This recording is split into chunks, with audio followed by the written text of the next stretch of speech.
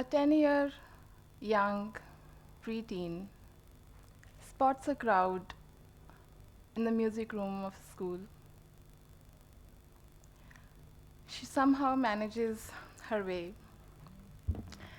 and there was some sort of audition was going on. She was excited to see that. So she finds out, she tries to figure out where is that music teacher and asks him that what's happening. So he told her that it's an audition for the Independence Day function. It was some folk song choreo. And she saw that the one of the choreographer, she was trying to demonstrate the dance. And some girls, they were trying to mock her. The girl noticed for a while, for a little more while. And after a while, she asked the dance teacher, "Can I try?" She was ignored. After a little more while, she couldn't resist. She said, "Can I try?" Again ignored. She thought of leaving, but then she couldn't. After a while, she said again, "Can I?" And the dance teacher said, "Okay." She did her best. In fact, she did really well.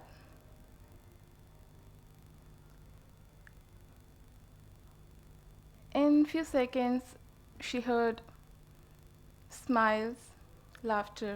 She felt nice. And she joined everybody in laughing out loud. She kept dancing, only to find out a little later that everybody was making fun of her.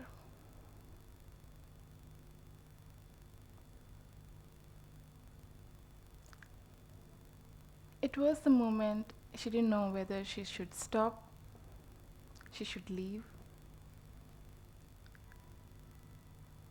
but she left. She heard that she is too ugly to go on the front, to go on the stage. And probably they were trying to find girls who could dance well, but who are equally beautiful as well. And I thought that they are looking for dance. The girl was me, of course. And that was the first ever experience that I remembered. But I carried on, keeping that first experience, and faced several such experiences. So I grew up as an isolated preteen, a teenager who would not make friends. I belong to a family which is an Orthodox family where dance is not accepted. In fact, no art form is accepted. No paintings, no music, no singing, no dancing, not making friends, not even girlfriends. So the only thing left to me was academics, and I excelled.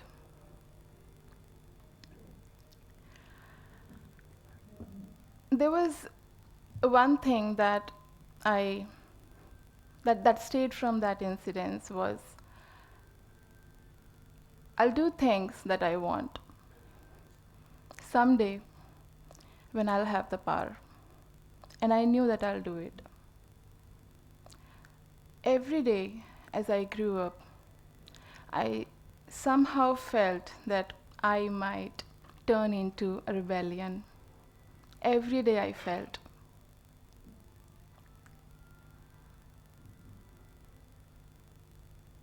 And with several questions, several concerns, doubts, as I grew up, I could never ask my parents why it is happening.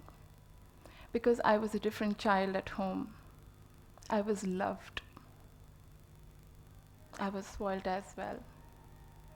But I was a different child at school. I would not talk to anyone. I would be scared making friends. I would not talk to anyone. I would not ask my teachers that I'm gonna go to the washroom. I would not speak to anyone.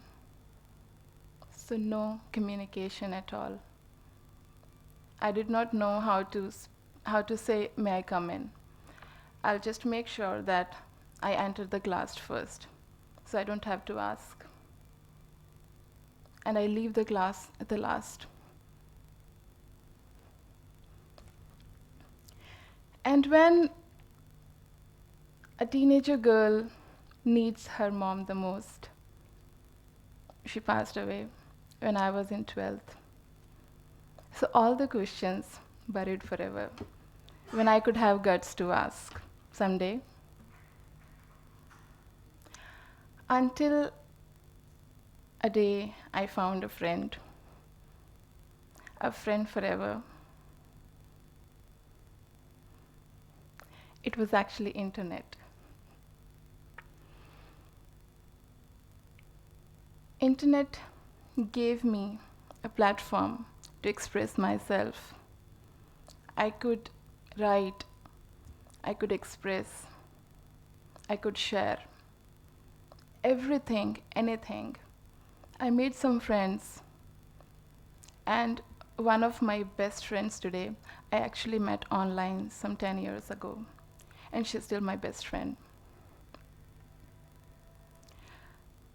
It became my chatterbox, it became my best friend, and that was the time when I developed my communication skills.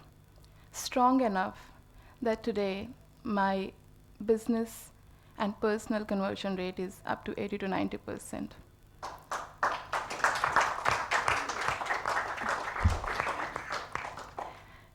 Because of that writing, expressing myself, I could write powerful emails, I could write articles, blogs, my feelings. I could understand others' feelings because I knew that how I grew up having those feelings inside. And one fine day, after my master's, I thought that if this can be my best friend, and I almost fell in love with my best friend, internet itself. I just spoke to myself that why can't I make it my living? Why can't I make money out of it? I trusted my best friend.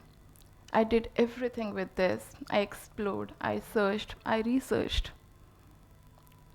And it helped me with name, fame, fortune, more than I needed and more than I wanted. Today I'm a social media coach and a blogging coach as well. And if someone asks me, so how much you make? I can easily say, probably I make a little more than you. Because I am confident today because of that friend.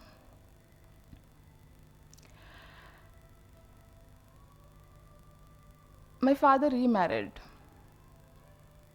and I have two great brothers from my stepmom. I love them. My whole family loves them like anything. So one fine day, one of my younger brothers asked me, you don't work? You're on Facebook all the time. You're on Twitter all the time. I wonder why people pay you. And how do you make money? And I actually had no answer because that was true. I teach people how to be on Facebook. So he said that you spoil people. we are not allowed to be on Facebook. And I realized, so that was a moment I felt that the past is repeating, the history is repeating, he's at the same age, and I could find few answers that day. I wanted attention, which I didn't have. My brother was also wanting attention, even if he has everything today. Parents, friends, me, very open-minded sister who is more like a friend. So I realized couple of things, and then I recalled few questions from parents I receive. That how do we stop our kids from using these social networks, because we can't really control what they see and what they don't see. I would always answer, you can't stop them. You absolutely can't. They have huge energy. They have a lot of ideas. More than ideas, they have a lot of questions. I know that I had a great family. I had loving parents, but I could not ask several questions I had in my mind. Teenagers and preteens, they don't ask questions. They are more comfortable with their friends. And at this age, peer pressure is more than parental pressure. And peer influence is more than parental influence. I could reconnect everything. I spoke to my brother. I discussed everything. And he said, okay, so does that mean I can also make money? I said, why not? Definitely you can. So this guy who would mock me for pictures, for selfies, for Canva, for PicMonkey, for several things, now he feels that pictures are not just the thing that will get him attention. It is something that in him, which is useful to others, that will get him attention. And he is a very careless guy. He would not listen to anyone on his own, would do whatever he wants. I could never believe that he can write, he can express. And this guy started writing blogs. He surprised all of us. He did research better than I could do. He researched, he found images better than I could do. Such unusual images to the ideas, abstract ideas. I always coach my clients, find unusual pictures to your blogs because they attract. I'm pretty good at that, but he was amazing. I could see that he had a lot of energy and how I could channelize that energy into the right direction. And every question they have, they can definitely get answers from social media. I know that we can't stop them. You know that you can't stop them. If they are not surfing here, they will surf elsewhere. If they are not asking here, they'll ask elsewhere. They'll ask their friends, but they will. You absolutely can't stop them. And I remember one thing. To change the system, we will have to be in the system. And if our kids are the change, I think it's okay to be a part of the system that wants to be changed. Thank you with this.